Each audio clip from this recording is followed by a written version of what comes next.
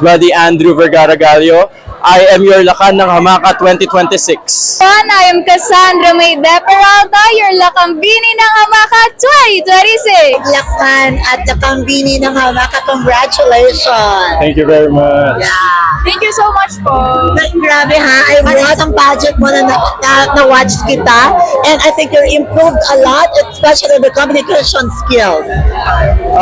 Recently, I've been practicing in my communication skills, lalo na sa Q&A. That's why I've improved way more. Oo, kasi isa ka sa mga bet namin, the last contest that you joined, and then medyo, doon nagkulang, pero now, it was perfect. It was well rehearsed and well trained. Congratulations. Thank you very much. Yeah, I was so amazed of you kasi you said kanina this is your third time of joining a municipal pageant. How does it feel for you now winning the crown? Well, it still feels super surreal because I didn't expect it that much, but I prayed really hard for this to happen po. So you are tall, dark, handsome, and very witty, and I think you're really qualified to be one of the contenders to a national pageant. Will you consider joining one? Yes, I would consider joining a more prestigious pageant. I have a lot of plans in the future. And that is? Mr. Rizal. Mr. Rizal next, and then going to the national pageant, I guess. You cried kanina. Bakit super iyak? Kasi parang nag-goosebumps ako. Grabe yung iyak ko. For a lalaki na umiiyak, parang that is so something. So, what is the tears all about?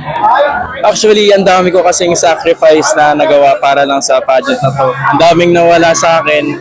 And then, ang dami ring gastos talaga.